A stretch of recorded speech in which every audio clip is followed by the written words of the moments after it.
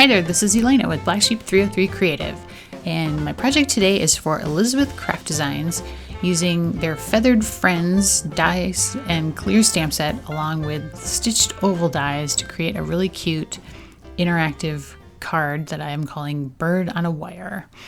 So I am stamping several of the images from the Feathered Friends clear stamp set using archival jet black ink. It's waterproof because I'm going to be coloring these with my Zig Clean Color Real Brush markers and some water. And you need waterproof ink so that the water doesn't cause the ink to run, hence why I'm using the archival ink. Now I have stamped 2 birds and a couple of those flower bunches along with the other images, and I will wind up coloring them, but I don't actually use those little feather bunches or the little flower bunches or the second bird. I will actually make a mirror image bird here in a little bit. So if you're going to reproduce this card, you do not have to stamp those extra images. Now to color the birds, as I mentioned, I'm using my Zig Clean Color Real Brush markers and some water to spread the color. So on my bird, I wanted his front to be kind of be an ombre, to go from yellow to orange at the bottom, and then his wings and his tail will be red. So to create that, I use several shades of yellow and orange. And so I always start with the lightest shade and then kind of add shadows with a darker shade and then darken it down even more and even more until I get the good ombre effect. So I used 4 colors in 2 yellows and 2 oranges for the bird. So I used lemon yellow, yellow, bright yellow, which is really more of a light orange, and then orange to color the bird's body. And then for his wings and his tail, I used scarlet red, carmine red, and then wine red to add the shading. And so I kind of just shaded him as if he were lit from the front. So he has some shadows sort of around the edges and then under, like where the tail meets his body, and then it gets sort of lighter as his tail goes down. And I spread the color and blended it using the water brush, and it works really well on Bristol smooth cardstock paper. So that is the paper that I've stamped these images on. It makes the zigs blend really, really nicely. So if you've ever had any issues with your zig markers blending, I would suggest trying the Bristol smooth paper. It makes a huge difference. All right, so then the cherries, I used the same reds. I used the 22 carmine red and the wine red for the cherries.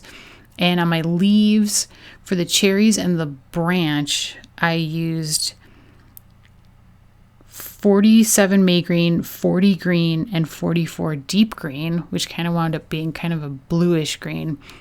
And then on the leafy branches, I only used 47 May green and 40 green, which are a little more yellow green. So there's a slight difference in colors between the leaves on the cherries versus the leafy branches. And then I will wind up die cutting all of these images out using the matching dies. And if you have not watched one of my videos before, you have not heard me say how much I love the dies. The dies line up and match really, really easily, and they're super easy to work with. Now to stamp my mirrored image bird, I am stamping the bird stamp using Ranger black tie ink onto a piece of acetate using my Misty. And then I've just flipped it over really quickly and I'm pressing it down onto another piece of Bristol smooth cardstock. Now you can see it doesn't create the greatest image when you do this, and so I did wind up outlining the entire thing using a Copic liner just to darken down the lines and get some of the detail back in. But it works really easily and pretty well as sort of like a low budget way to create a mirrored image. And then for my greeting, I am stamping You're So Sweet from the General Sentiment stamp set in VersaFine Onyx black ink. And I will actually stamp that twice on the sunflower cardstock. Now for my card base, I have an A2 sized card base, and I have cut the oval out of the front using the 4th largest oval in the Stitched Ovals die set. And now you can see I've sandwiched the 3rd and 4th largest onto a piece of Ladybug soft finish cardstock to create that frame that you see on the left. And you will need 2 frames for this project. Now on the front of the card, I wanted a little bit of pattern. So I am stamping the cherry bunches in archival ink kind of randomly around on the front of the card base. I've masked off the back with a piece of blue painter's tape just to protect the back because I intend to have the cherries go off the edges kind of all the way around. I do leave the bottom corners empty and the middle of the top empty because that is where I am going to be sticking down my die cut cherries and branches to kind of finish off the card, as you see sort of there. And now you can see got my mirror image birds colored using the exact same markers. So they look basically the same, just opposites. And now I'm going to tape down my fishing line. So I've got 2 little pieces of 3mm clear double-sided adhesive tape at the top and the bottom of the oval on the front. And I've cut a piece of fishing line and I'm going to stretch the fishing line across that and stick it down onto the tape. And then I will wind up sandwiching the fishing line with another piece of tape across the top once I get it in place. So that is what holds the fishing line down to the front of the card. And so here you're going to see me cut the second piece to sort of sandwich it in between. Now the oval frame is going to cover this up so you won't see it, but the oval frame is not super wide. So that's why I am using the 3mm adhesive, because anything wider would show under the frame once you get the frame in place. And so there I have the fishing line kind of sandwiched in place. I've got it off a little bit on the bottom, so I just kind of move it around a tiny bit to get it straight. And then I was sticking my bird onto the middle of this to create the sort of spinning action. But first, I'm going to create my greeting for the inside. So I've cut the greeting out using the smallest rectangle in the stitched or dotted scallop rectangles die set. And then I have cut the second T out of my second You're So Sweet. I just cut the T out basically from it, and I have cut around it. And I've stuck it down on top of the S to change the sentiment to You're So Tweet, to go with my bird theme for the card. And so I'm just kind of eyeballing where that's going to go so I can stick my bird down. I've got a piece of 10mm adhesive down the back of my bird that I've stuck to the front of the fishing line. And now I'm adding liquid glue all around it, and I will match up the mirror image bird to the back to sandwich the fishing line in between the 2 birds and create a finished look. And now I've put 3mm adhesive all the way around the back of the ladybug red oval frame, and I'm just going to adhere that down right around the edge of the oval opening. And I'm just trimming off anything that was showing through the inside. Now, if you do this, make sure you do not cut your fishing line accidentally. Just be really careful if you do have to cut around that area.